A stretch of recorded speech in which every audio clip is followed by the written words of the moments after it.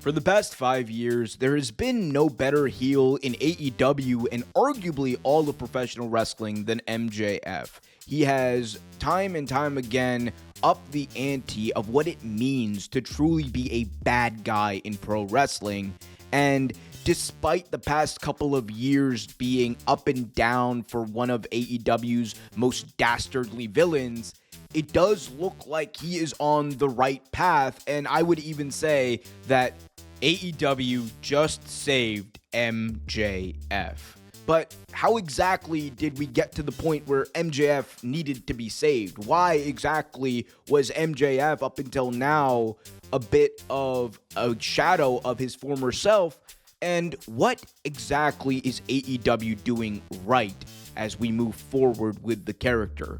That is what we are going to examine in this video, and we're going to take a look at why one of AEW's best babyfaces may be the biggest reason of all.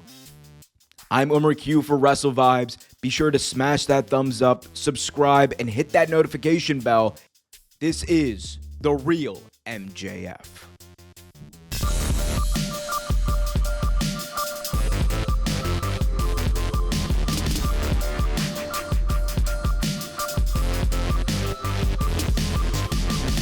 For the past couple of years, it seemed like MJF went from one of the most talented and undeniable superstars of the entire wrestling scene to someone who was a shell of his former self.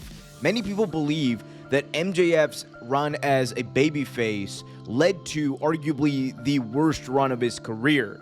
The fallout from the Devil storyline, which bled into a couple of months of MJF playing a good guy, only to turn on Will Ospreay and then eventually go right back into the abyss by feuding with his one-time friend turned rival, Adam Cole. And aside from the Will Ospreay story, you could make an argument that from September of 2023 through December of 2024, MJF was the worst version of himself. And there's many things you can blame for this. You can blame the idea of him turning babyface in the first place. I know that that's an easy thing that many people gravitate towards. MJF has shown for years at this point that he is best as a heel. He is best as a scumbag, and not necessarily a scumbag that you like, but a scumbag that you must boo, of the highest order. This isn't someone who is just going to go after the low-hanging fruit. Even though he has the ability and has done that in the past, the real reason why heel MJF worked is because when you really pissed him off, he would do some of the most damnedest things you've ever seen. When you really pissed him off, he would get you in a way that hurt your soul. Not just physically, but emotionally. The manipulation that he showed through his feuds with CM Punk, Chris Jericho, and many others throughout his time in All Elite Wrestling proved precisely why MJF was an era-defining heel. And the idea of him turning babyface, while at one point definitely going to happen, was not something that people had higher on their priority list. But you could also make an argument that they needed to do this. They needed to turn him face because the storyline called for it. There's no denying that a large reason why the original All In worked as well as it did is because it was riding the coattails of one of AEW's most unexpected but also most genuine stories with Better Than You Bebe. These two guys you could never have seen before they ended up being a tag team teaming together, but when you did get them and they took you on that emotional roller coaster, for whatever reason, it worked. Now, it got derailed in a massive way because of Adam Cole's injury, but it was okay because you thought that MJF was going to overcome it. Like he has done throughout his career, he has overcome obstacle after obstacle put in front of him. He has, on pure talent alone, gotten many angles that you never would have thought would be over, and he has been able to prove that he is indeed better than you. However, in the latter part of 2023 and to 2024, MJF proved that this just wasn't working. The Devil storyline is arguably a low point in the history of the entire company from a booking standpoint, a fan interest standpoint, and from a character development standpoint. It did so much to actually disregard many of the things that they had built up in the months previous, as in reality, there was never a plan for Adam Cole to wrestle MJF. Both men would be sidelined with injuries for months. And it seemed like just as this Devil storyline was being built up and people were interested, it just went away. And it left a sour taste in people's mouths, because the run of a lifetime that AEW and MJF specifically were on kind of ended with a whimper.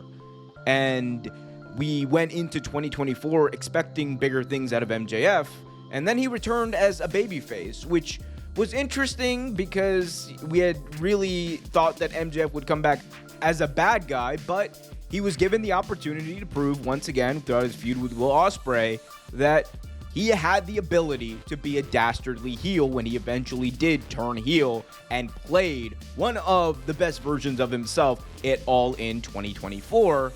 However, all of that was undone when he eventually went on to feud once again with a returning Adam Cole baby. And they picked up right where they left off. And even though that you could argue that there was a little bit of character development as far as why MJF was now the heel, even though Adam Cole was the guy who turned on him, it did not change the fact that it was convoluted and made very little sense in the long run. And one of the pillars, ironically enough, of MJF's character has always been that they lean heavily on this lore of MJF, of him dealing with many of his insecurities, of him dealing with many of the problems that he has faced in his past, from bullying to being abandoned by his heroes like CM Punk and Chris Jericho, to him wanting nothing more than the fans' adulation, only to be curbed and tossed over for other stars like Hangman Page, Kenny Omega, and several others. MJF is one of the more interesting characters in pro wrestling, but the last year or two have really not shown that. In fact, they have done more to undermine that than ever. But that is where this storyline with Hangman Page comes in, and that is where we are seeing them go back to what worked. And not just because it's easy to retread the past and go back to what MJF was, it's because that is who the MJF character is.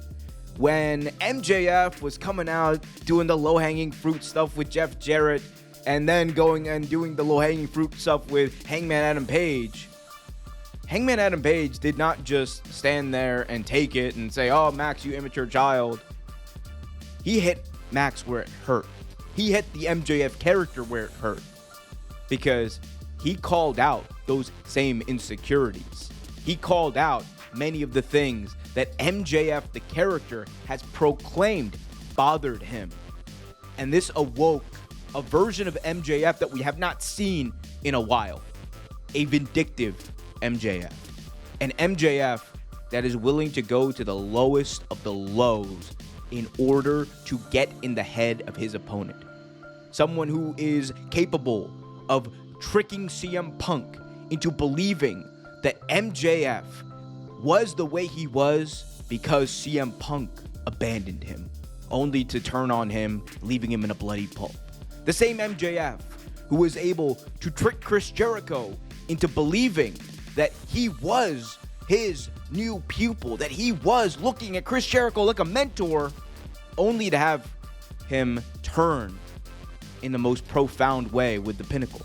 The same MJF now is leaning on all of these same traits, is leaning on all of the lore that has been built up to bring out his best version against one person who has basically been the antithesis of MJF throughout their entire run in AEW. And it's almost ironic because as soon as MJF began to turn heel, and even though they didn't do this on purpose, it's almost this perfect blending of these two characters, because whereas MJF in the summer and fall of 2023 really got into his face turn, that's around the same time where AEW began to plant the roots of this evil Hangman Page character.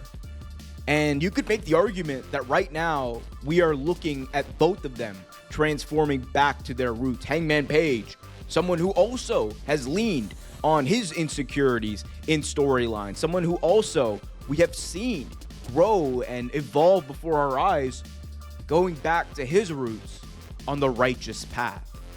And you could make an argument that there is no better story to bring out the best version of MJF than this one, because this will allow MJF to not only be taken more seriously as the heel that we all know, love, and want him to be, but it will also allow us to enjoy the moments that he's going to provide over the next couple of years, because I really do believe that the best of MJF is yet to come. He is 28 years old, someone who has his entire career in front of him, and someone who hasn't even hit his peak. And think about everything that he has accomplished at this point, both as a character and as a professional. Many people may disagree, people may call me out, people may say that I'm crazy, but I truly do believe that this storyline, this moment, this path is what is saving MJF. If you like this video, be sure to leave a like. And for more content from Wrestle Vibes, make sure you subscribe and click one of these two videos.